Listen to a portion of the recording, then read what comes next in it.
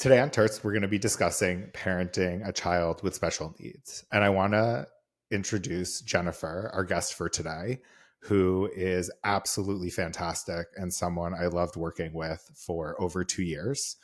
And we're going to dive in and talk about everything from diagnosis to better understanding to finding the authenticity in owning parenting and trusting your gut. And I want to give a very warm welcome to Jennifer. So, Jennifer, welcome to Turtz. Hi, Charlie. Thanks for having me. I'm so glad to be here. I am thrilled for you to be here as well. And I am, first and foremost, really thankful for the fact that you're open to having this conversation, because I think even in the conversations that we've had over the years, it's something that I've seen you become more confident in speaking about because your understanding has greatly increased. What inspired you to join today and share your story? Well, I think my son, who's 14, has taught me a lot, and I have come a long way since he was originally born with special needs. And it's easier to talk about since I've been through it for 14 years. And I think it's something that I'm happy to talk about now because my son has come such a long way and he's thriving.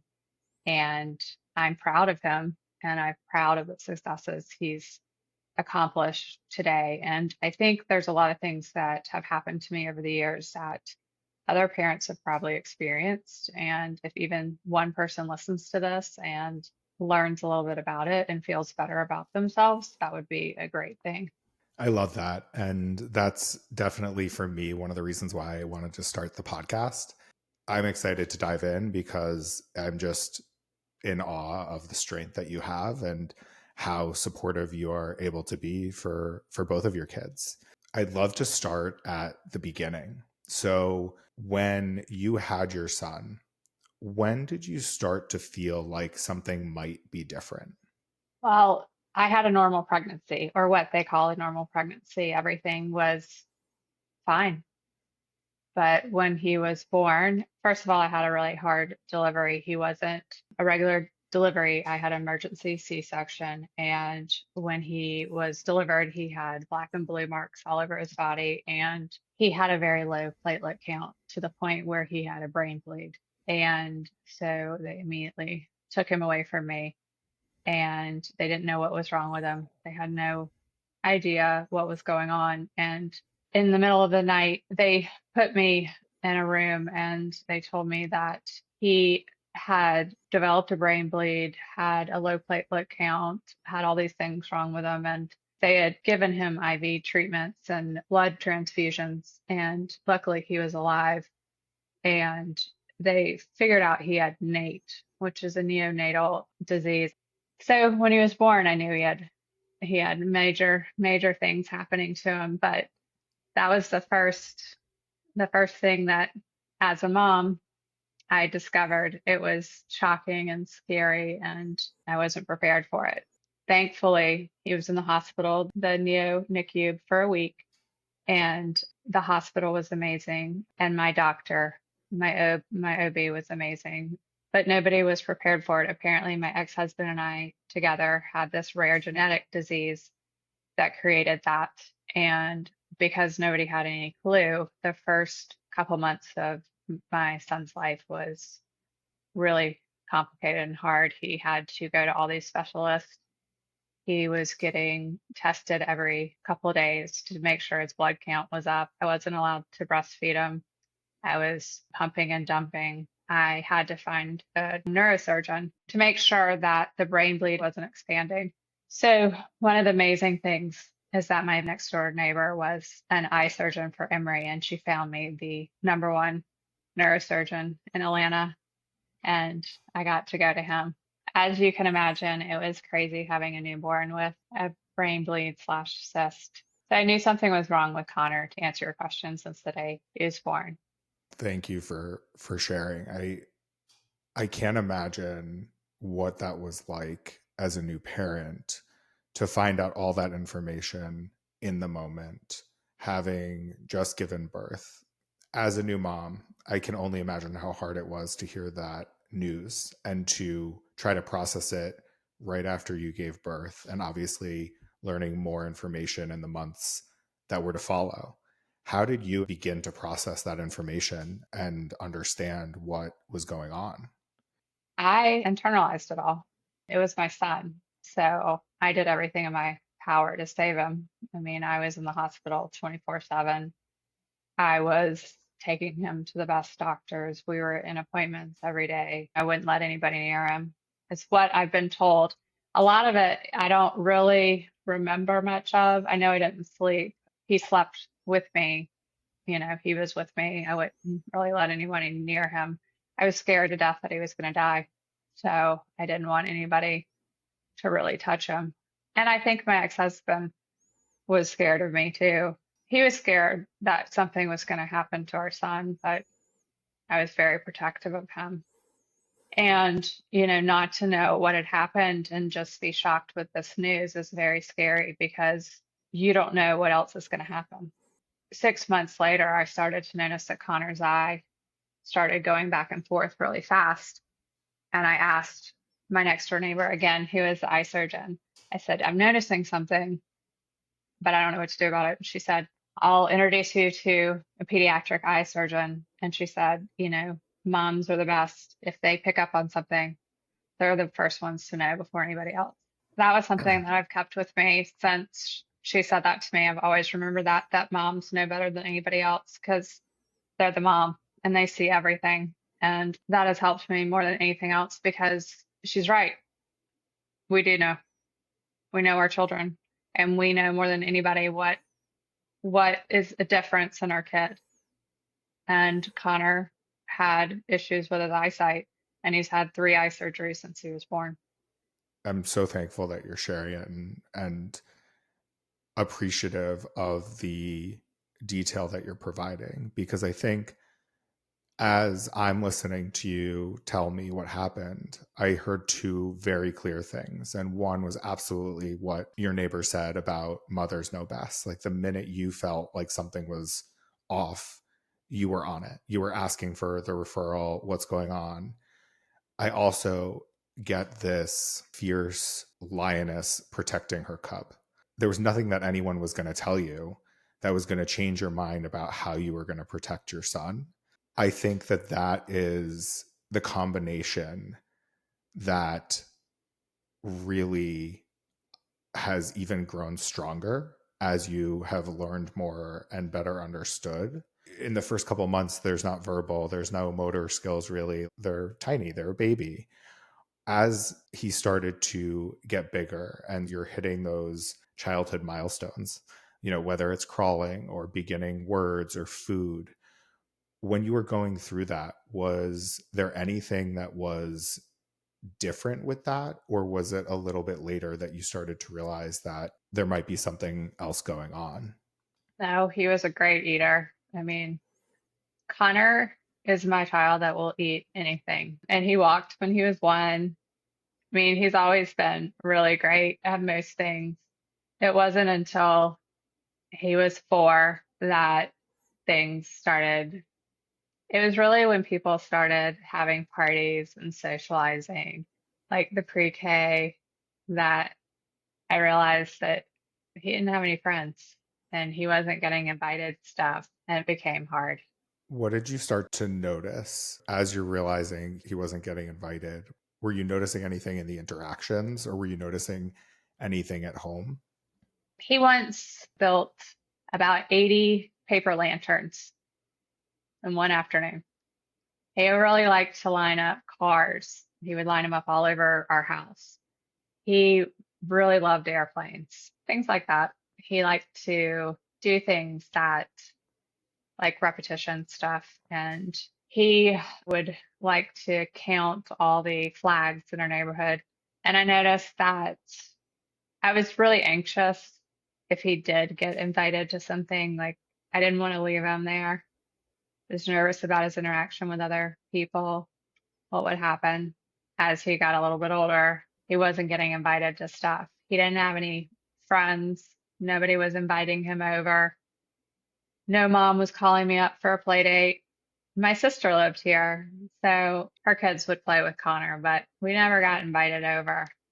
And he was getting challenging to manage.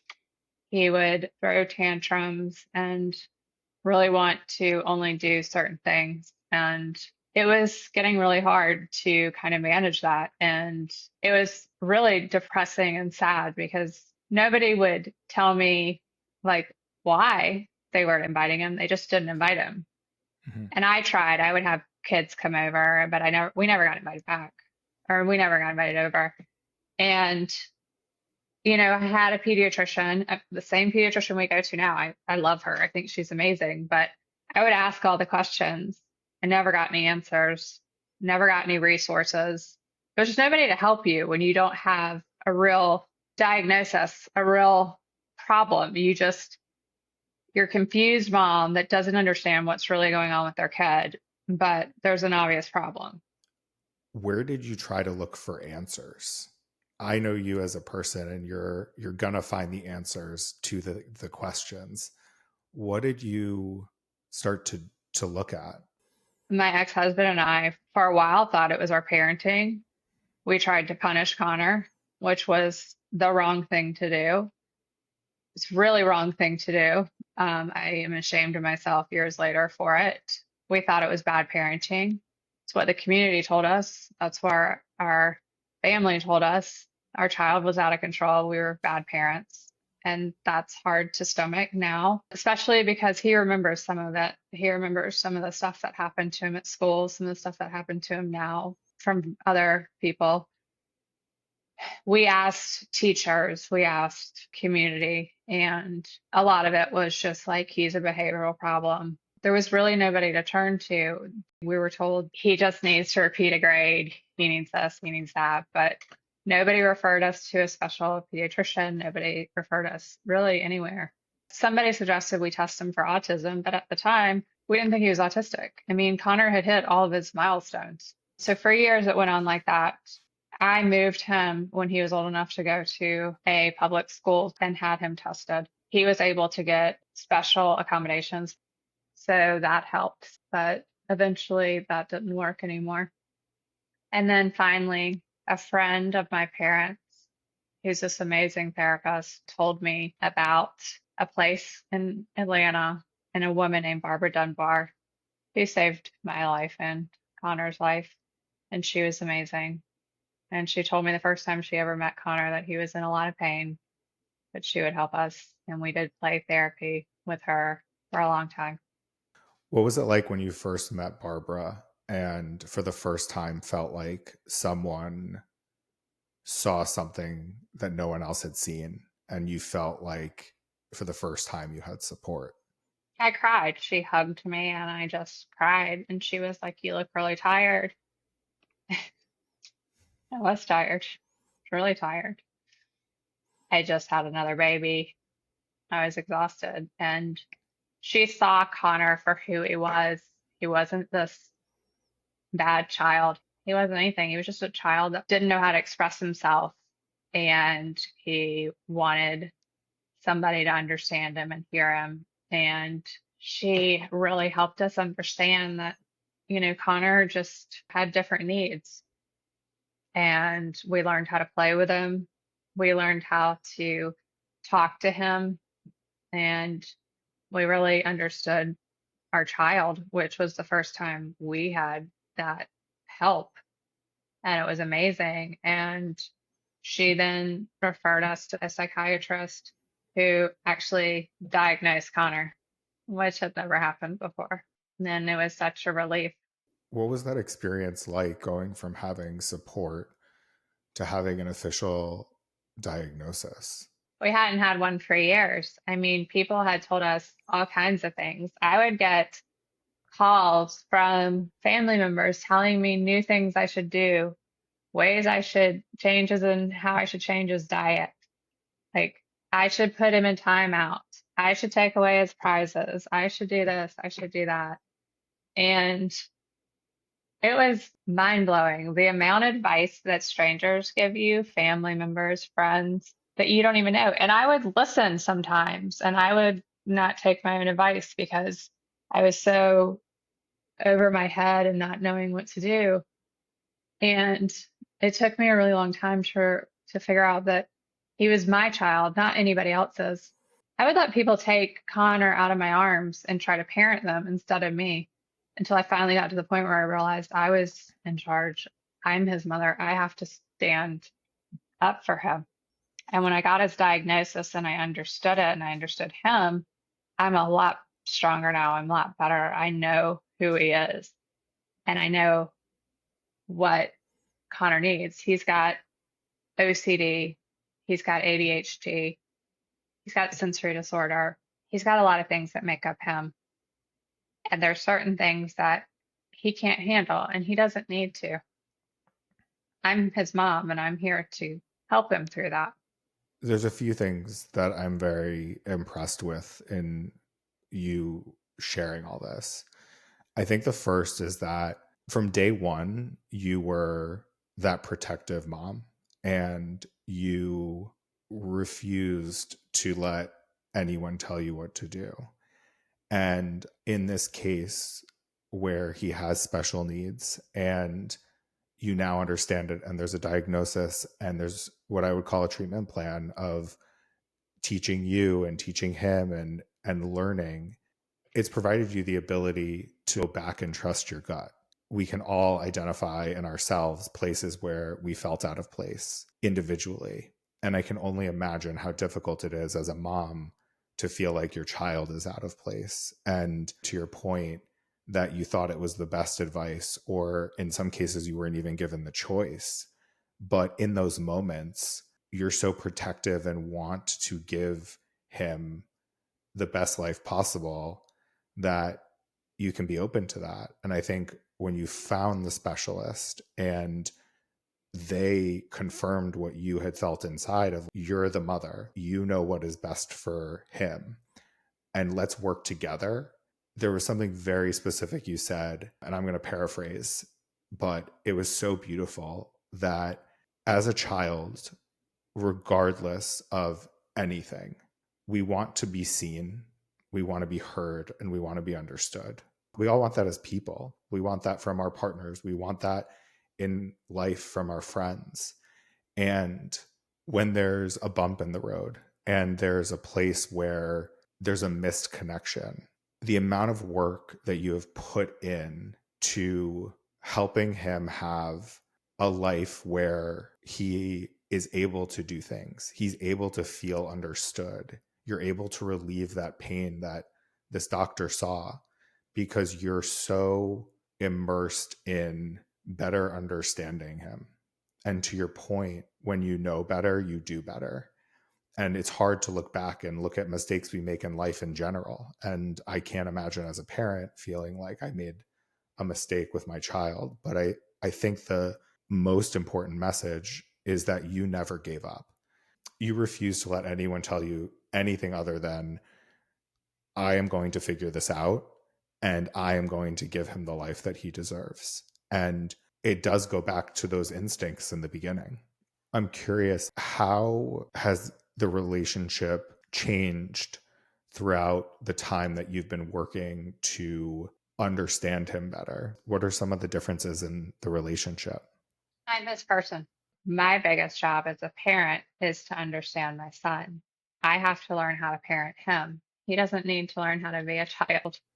I have always been his person. So whenever he gets upset, if something's too hard for him, if he gets scared, if school's too tough, somebody hurts his feelings, it's me he calls, it's me he reaches out to. Emotions are really hard for him. He used to have these huge fits and hasn't had them in a while, but he still will. And he gets really emotional and he's not be able to calm down, and I would have to calm him down. But I always say, find my eyes, where are my eyes, find my eyes, look at me. And I'm the only one that can hug him when he's like that. And I hug him and I rub his back until he calms down. We look at each other, and that's my role. He knows no matter what, I will come get him. I will solve the problem.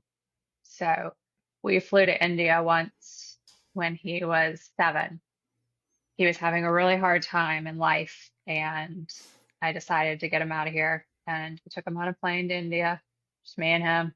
Everybody on Delta knew I was flying with a special needs kid, but we got on the plane and he lost it. Wasn't able to calm down. He was too nervous. I gave him all these pills, just he couldn't do it. And all the passengers around us were so upset because he was yelling, screaming, cussing. And I finally got up, put him in my lap, and buckled him in. And all the people around us left. They didn't want to sit beside us. Nobody wanted to sit beside us. And we were about to take off. And this one guy came and he sat on the last seat beside us. And I said, "Look, I'm sorry, my son's not doing so well." He said, "It's all right." And we took off and we had this whole row to ourselves. And everybody else was all crammed together. And we made it to India. And on the way back, we saw the Eiffel Tower. It's one of our best trips, but it was hard getting there. It goes back to, you know what's best for him, and you were trying to do it the way, in this case, an airline is telling you to do it, and you just knew what he needed to be able to stay on that plane and go on this trip. I'm curious, when the man sat down beside you and you explained it and he didn't move and he understood it, what did that feel like for you to be seen and understood that you needed to do what was best for your son? I was so thankful. And the best thing is that he let me go to the bathroom and he watched Connor. And when I went back, all the stewardesses were like, "You need anything? Do you need wine, water?" And I was like, "No, I just appreciate y'all letting me fly with you. Like, it's okay." Humans have a lot of capacity to love and to forgive. And when they see you like that, it's amazing how much they're willing to give. If you met Connor on the street, he looks like every other kid. There's nothing that makes him stand out. It's just he's got some issues he has to deal with, and we're dealing with them. But sometimes he has a harder day than others, and that's what he has to figure out. I think everybody has something that makes him a little different. It's just trying to figure out how to get through it. And that's my job.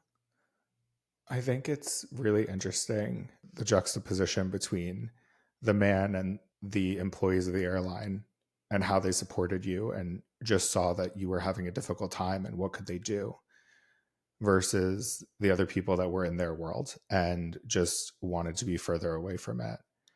There's an element of kindness and understanding that we're all going through stuff. And sometimes you see it and it's loud and it's a tantrum. And sometimes it's really quiet. I could almost feel the relief you got when you were able to go to the bathroom and he watched your son. I'm sure that took a lot of trusting on your part to be able to do that. And it was a small moment that someone was able to take the weights off your shoulder. I also think that what you talk about with your son, it has other implications in the world. And I think, if I can just talk about our work for a second, I feel like as a manager, it's our job to protect our employees, and it's our job to find their unique gifts and help them utilize it to accomplish the task at hand. And it's really easy to say, in general, here is a handbook on how you do your job. Follow it, do it, and get the job done. And I think with you, you have a very unique style of selling. And I knew from the minute I met you that you were going to be fantastic. And I remember going to trainings and I would ask for a volunteer and you would always volunteer. And I was very appreciative. And I also knew that it was going to be a really great example for two reasons. One, because you were not going to give me an easy chance. But two, you showed that the job can be done many different ways. Something I heard from other colleagues of yours was that you had such a unique way of selling and they couldn't do it the way that you do it, but that's your unique gift. And I think if we all focus more on what we can provide and what we can do to help someone else shine and help them be supported so that they can be their best selves, it goes beyond parenting. The approach that you've taken, I mean, it's incredible the work that you've done. There's a bigger lesson in all of it. When you were describing the way that you're measuring it, he has big emotions, but it's been a while since he's had really big emotions. I think that that is not necessarily the easiest way to measure, but it's so concrete to know that the distance between his emotions and the big emotions is getting bigger and bigger, means that you are supporting him in a way that he is able to feel like himself, feel heard, feel seen, and be able to regulate some of those emotions himself. Or if he does have big emotions, you minimize the impact. And it really goes back to what you said in the beginning of, he is your son. You know what's best for him. You are his person. And it'd be easy to stop there. It'd be easy to stop there and just say, I know how to fix this when it gets out of hand. But you are also working to give him the tools to do it himself. And I think that makes it even more challenging. You're diving into head first versus just doing what you need to do to get through the day. You want to make sure he has every tool that he possibly can. And it's just really inspiring. Well, thank you for saying all that. And I did enjoy having you as my manager. We had quite the time. I always knew when I got on the phone with you, I was going to have a fantastic question and we were going to laugh really, really hard. If you can't laugh at life, what can you do? I will tell you that this past year, we had Connor tested. We actually had him evaluated, and he was tested, and he is actually autistic. It was a relief. And we transferred him to a special school about 2 years ago. And the reason we did that is he was not doing well in public school. He wasn't getting the help he needed. He just needed additional help, and he wasn't making any friends. His Mhm. social life was really hard, and he's thriving in his special school. And it's been a huge relief to know that he is autistic. He's always been getting help. He sees a psychiatrist, he does therapy. He was in play therapy until he moved into actual therapy. So he's always been getting the help, but just knowing that and being able to tell people, tell therapists has made a huge difference. I just wanted to say that we did finally get a diagnosis. He is 14, will be 15 in February, and it has taken me 14 and a half years to get a diagnosis. What was that like for you and your ex-husband to get that news? It was a huge relief. And it's funny because you feel like a part of you feels like you're doing something wrong, asking somebody to tell you that something wrong with your kid. But it was amazing to finally hear that, yes, he fits the criteria on every level. And he has fit the criteria for so long. And it's like, why couldn't somebody tell me that 5 years ago? What's interesting is that you started making progress with him before the full diagnosis. Yeah. As you just said, it was such a relief to have that diagnosis, and it was scary to be asking for someone to tell you what's wrong with your child. Did anything shift when you got the diagnosis in terms of plan of care or the way that you worked with him? Because it sounds like the work that you were doing was the right work. There just wasn't necessarily a label on it. Nothing shifted. I was sad for a little bit, I won't lie, because it's hard to think about the rest of your life. There were some tears, but I'm also happy. It was very clear on some things that like maybe I didn't know. I talked more in detail about like different things about him that I wasn't clear Mm-hmm. on. You have both sides of the coin. It's difficult and also relieving because it also told you were doing the right things. You were getting him the right help. You were working on building skills and helping him regulate emotions. And even without an official diagnosis, you were doing the right things because you knew in your gut that that is what he needed. And you were not going to stray from that. One of the things I've learned is I put my other younger son in therapy this past year because he's a part of all this too. he's living with somebody that has special needs that can't deal with their emotions that well. So my other son has to learn how to live with it as well. So it's a whole work in progress. Yeah. How has it been co-parenting during all of this? We've gotten a lot better. My ex and I are on the same page about everything. So we have the same rules. When we do doctor's visits, we do them together. So it's good. The thing about co-parenting is we're the only two in the world that knows what it's like to raise our son. So he's the only one that understands it like me. It's incredible that with the difficulty that you're able to do that. And in addition to helping your younger son with therapy to better understand and talk about and process things that he may have seen or heard, or be able to better connect with his brother, it's really also important, and it's going to be impactful to your younger son how well you guys co-parent together, because even though your older son requires more specific needs, that co-parenting is going to have a positive impact on your younger son as well. And you two are the only one to know what it's like to have these two specific kids. And if you're able to put aside whether you're married or not married, that it's the two of your responsibility to take care of both of them, and you both want to do what's best for them, that in itself is powerful for both of them. I want them to grow up together. And, someday I'm not going to be here anymore and they're going to have to lean on each other. And I want Harley to always be there for his older brother because I won't be someday and somebody will need to be there for him. And I know that. So I need to make sure that that's taken care of. It's hard to think about that, and yet you're focused on making sure that they have a strong relationship.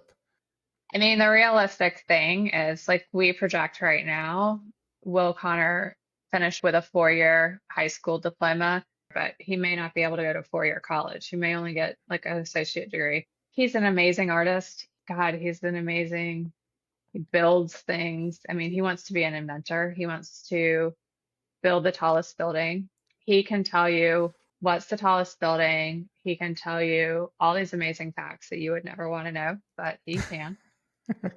And these are some of the things he wants to do. If he wants to go to Clemson and he can do it, we'll go to Clemson. But Yeah. if he can't, that's okay. But I want him and Harley to be there for each other because somebody will need to look out for Connor. And if I'm not here, I know Harley will do it. I heard something once that your sibling is the only person that's with you for your whole life, because your parents will pass before you do and your children will live after you do. And I get emotional because I didn't always have the greatest relationship with my brother, and I'm so thankful for the work that we've both put in. And I was difficult sometimes. I didn't feel seen or heard, and I would throw tantrums because I was outraged, and it was different, and I'm not comparing the two. But I think about you as a mom fostering that relationship a lot earlier with the two of them because of those special needs. And it's not to say that my mom did not. It was just my brother and I didn't see things on the same page, and a lot of it was me. And the more depressed I got, the more difficult it became. But that really stuck out to me. And I think regardless, it's important that the relationship between siblings is fostered. And I think the amount of work you're putting in is so impactful for both of them. I'm just always in awe of how you look at all of this and just say, like, I'm his mom. This is what I do. I've never heard you say, this is hard. I've never heard you say, I can't do this or I need a break. You always have a positive attitude when we talk about it. You always know that you're going to figure it out, even if it takes a longer amount of time than you'd like sometimes. What message would you want to leave people with today? I think the most important thing is to trust yourself and that to listen to your gut and your child, that you two are the most important things and you'll figure it out. I mean, some of my best moments are me and my two kids laying on the couch. My last question. What is something that someone has told you that's impacted your life and you'll never forget? Mm. My dad told me when I was a little kid, he said, Jen, it's always going to be hard for you, but you'll always succeed. And he was right. It's always been hard, but I always come out top.